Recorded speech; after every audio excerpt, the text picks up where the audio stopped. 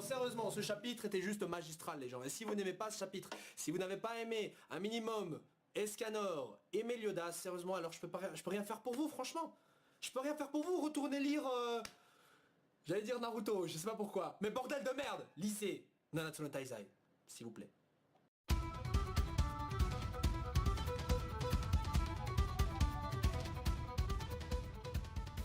Hey tout le monde, bonjour à tous. Alors aujourd'hui nous allons parler donc de Nanatsu no Taizai comme tous les mardis. Quoi? Pas tous les mardis? Oui c'est vrai, je suis encore en retard, putain de merde. Je sais pas ce que vous faites pour me supporter moi et mes petits retards, non je déconne. Donc le chapitre est sorti hier, et donc dans ce chapitre nous avons principalement Escanor donc qui combat avec Gozer. Comme j'avais dit la semaine passée, donc je me doutais bien que Jericho allait un peu se retourner contre Gozer, c'est ce qui arrive ici. En réalité donc elle explique bien, elle donne son point de vue de quelqu'un qui a cherché à obtenir de la puissance au détriment de la sécurité de ses amis, parce que Jericho avait en soi profité du pouvoir des démons, et avait blessé son frère, attaqué Ban, etc. Tout ça pour devenir plus forte. Et Gozer est sur le point de faire la même chose pour obtenir un cœur et en soi obtenir donc ce qu'il souhaite, et bien il est sur le point de tuer un de ses amis, qui est donc Gozer. Et qui est donc Escanor et aussi Hawk. Et de ce fait justement, il nous explique qu'en gros le concept de camarade, etc. Voilà, c'est pas parce qu'en gros ils ont voyagé ensemble, qu'ils ont combattu des ennemis qui sont en soi proches, qu'ils ont des liens. En même temps c'est des concepts, c'est des idées comme ça que Gozer ne peut pas comprendre tout simplement parce qu'il n'a pas de cœur, il ne peut pas interpréter ce genre de choses. Et justement Jericho, en lui expliquant que ce que c'est d'avoir des amis, des liens, avoir des sentiments qui nous lient justement, fascine de plus en plus Gozer, qui justement ça motive encore plus à avoir un cœur. Donc en gros lui expliquer pourquoi il faut pas qu'il tue Escanor motive justement encore plus Gozer à les tuer. Voilà, et donc de ce fait là elle arrive à mettre KO justement Hawk qui pensait pouvoir éliminer rapidement Jericho, mais aussi Gozer qui a tout de même d'ailleurs la même puissance de combat que depuis le début, c'est-à-dire 3100 environ d'unités. Et donc elle arrive à les mettre tous les deux KO. Et donc on vient on combat avec Escanor. Et par respect justement pour Escanor, justement parce qu'à la base Escanor voulait en plus s'enfuir et demander aux deux commandements d'annuler parce qu'il était juste là pour livrer un truc, mais bon il s'est fait pris, il a été pris au piège, mais il lui a demandé. Mais Gozer donc par respect pour Escanor comme le grand lion de la fierté, et ben justement lui assène son coup du Nightmare Terror. Vous savez le coup qu'il avait utilisé donc contre Dreyfus, qui en gros utilise son passé pour se retourner contre lui, un peu comme une sorte de Tsukuyomi à la Naruto, où justement Itachi faisait vivre des tortures, des trucs comme ça, vous voyez, les arcanes lunaires comme on appelait ça je crois. Donc de cela justement Escanor est plongé dans son passé. Et donc là c'est très intéressant puisqu'on a un flashback de la jeunesse d'Escanor quand il était jeune, quand il était tout petit, où il était le fils d'un roi visiblement. Il avait un petit frère et justement celui-ci s'est retourné contre lui, lui a fait bobo, il a essayé de s'enfuir et même ses parents ont pensé qu'il était un monstre, du coup il a dû s'enfuir. Mais heureusement il a reçu l'aide donc d'une femme, on ne sait pas exactement qui elle est, mais j'imagine qu'on la reverra par la suite dans le Escanor Gaiden, parce qu'il y en aura certainement un, je veux dire le flashback qu'on a là, certes il raconte un peu la rencontre avec Merlin et tout ça, mais il n'explique pas totalement tout le passé de Escanor. On ne sait pas d'où vient d'ailleurs cette malédiction, même Merlin ne le sait pas en soi, mais bon soit. Donc on aura certainement un Escanor Gaiden par la suite qui nous donnera plus de détails sur cette partie-là d'histoire. Et donc, celui-ci s'enfuit par la suite, donc il tue des monstres et en même temps, je crois qu'il commet certains méfaits, j'imagine. Et de ce fait-là, il a été, en gros, il a été mis sous le collimateur donc de Meliodas, mais aussi de Merlin, qu'on voit justement accompagner Meliodas. Et donc, j'imagine que maintenant, on a plus ou moins un ordre d'entrée chez les Taizai. Le premier étant évidemment le capitaine, Meliodas, le second étant Merlin, le troisième étant Escanor, le quatrième étant visiblement Gozer, le suivant après, j'imagine que ça doit être Ban, non pas Ban, que ça doit être pardon King ou Diane, mais je crois que c'est plutôt Diane puis King, mais je pense effectivement d'abord que c'est King, puis après c'est Diane et enfin c'est Ban, le tout dernier. Voilà, donc je pense que c'est comme ça plus ou moins que l'entrée des signes s'est effectuée, voilà. En tout cas pour Diane King et Ban, je sais pas qui est entré en premier, mais quoi qu'il en soit, il est pratiquement certain que qu'il a d'abord eu Merlin, puis Escanor, puis enfin Gozer, voilà, c'est obligatoire. Donc du coup on voit leur rencontre où visiblement Escanor est tombé amoureux de Merlin dès le début, et je sais pas pourquoi, mais c'est un truc de Nakaba, je sais pas, c'est peut-être la manière dont il dessine les trucs, c'est pas une question de qualité de dessin, mais de la manière dont il met en scène certaines cases, les plans de vue, tout ça. Mais je sais pas pourquoi j'étais vraiment j'étais à fond dans cette histoire. Donc on voit le flashback où Escanor par la suite donc discute avec Merlin et même avec Gozer lui expliquant qu'il est vraiment amoureux, qu'il a des liens, etc. Gozer qui ne comprend évidemment pas parce qu'il n'a pas de cœur. Et Merlin toujours intrigué par Escanor, hein, il explique comme quoi il n'a pas peur de lui, là où tout le monde avait peur de lui, donc de ce côté-là évidemment Escanor est encore plus dingue d'elle, c'est normal. Évidemment, le Nightmare Terror agit à ce moment-là où justement la vision de Merlin se retourne contre lui en expliquant que voilà, jamais personne ne pourra l'aimer, c'est un monstre, etc., une bête de foire.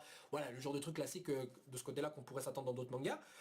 Et donc justement, Escanor sombre un peu dans les ténèbres, dans la noirceur, dans le noir, justement, là où voilà, il n'y a plus de lumière, quoi, il est foutu. Et de ce fait-là, Gosser gagne donc visiblement le combat. Mais justement, ça ne s'arrête pas là, puisque Gosser à ce moment-là, pardon, Escanor, putain de merde, Escanor donc se réveille et commence à se transformer en expliquant que dans les ténèbres, dans cette noirceur où il se trouvait à cause de Gosser, il lui explique donc qu'il y a une lumière, il a son propre soleil, qu'avec le temps il a réussi à concevoir, à s'imaginer, quand il s'est rappelé de Merlin.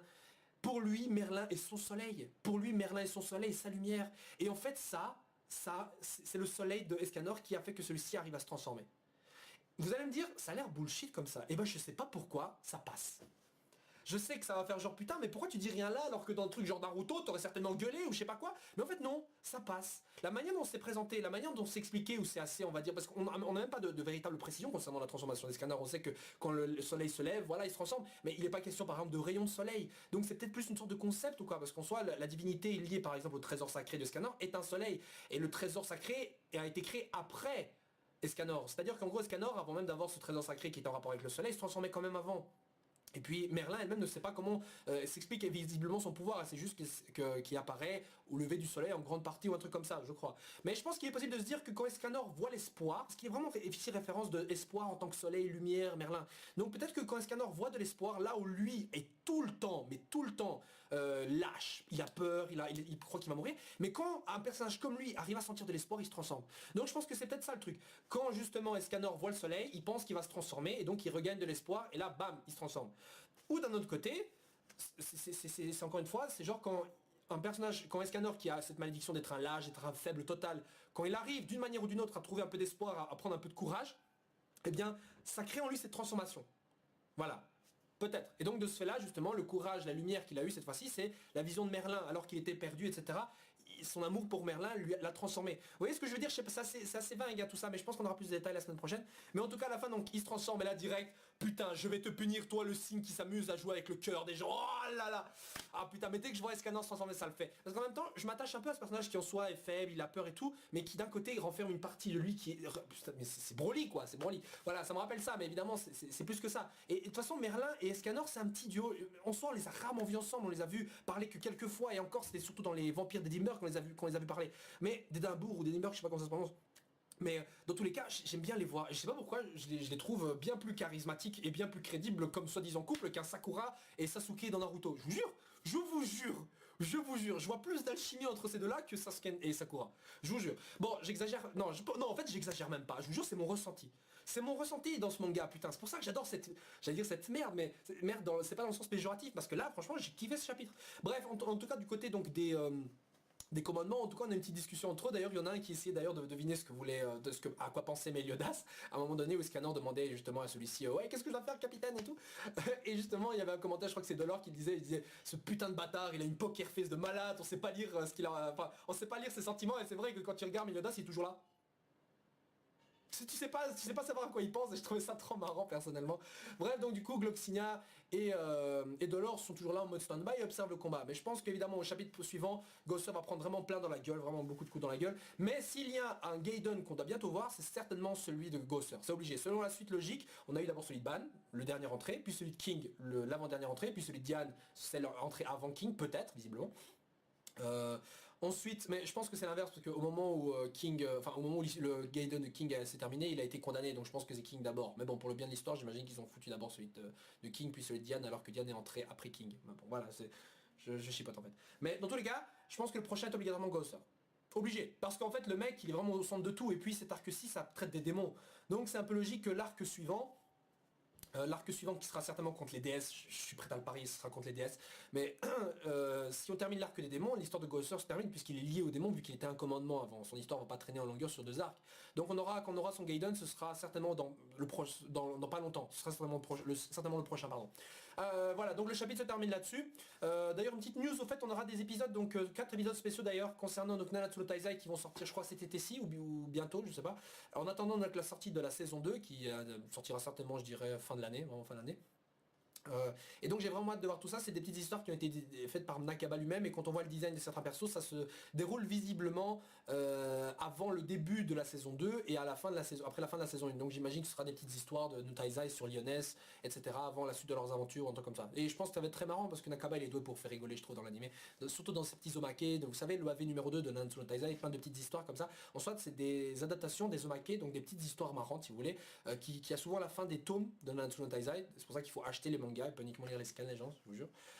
Et voilà, donc il est doué pour ça. Je trouve qu'il est marrant, il est vraiment marrant. Ma blague préférée à chaque fois, c'est vraiment quand Ban dit à King One-san, en gros grand frère. Enfin, excusez-moi, je commence à raconter de la merde là. Mais soit, voilà, donc c'est tout ce que je veux dire par rapport à ce chapitre-ci. Le prochain combat sera donc assez serré. Je pense que Gosser évidemment va perdre.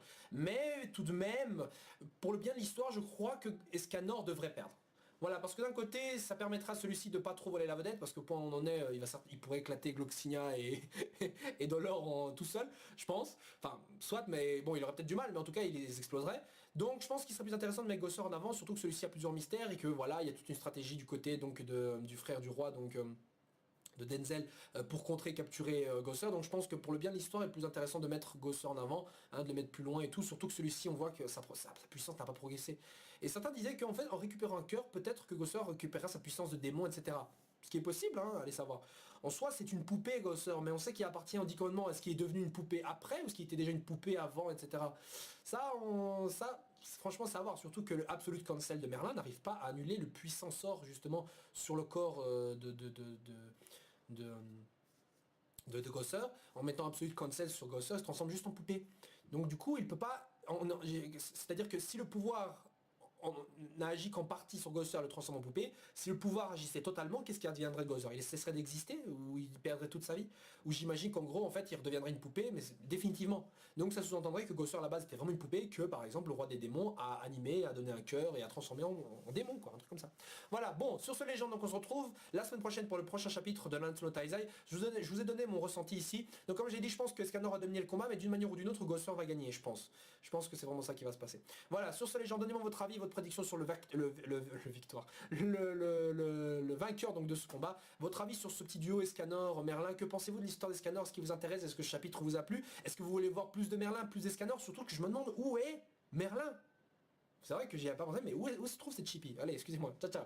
Passez une agréable semaine les gens. Zoom.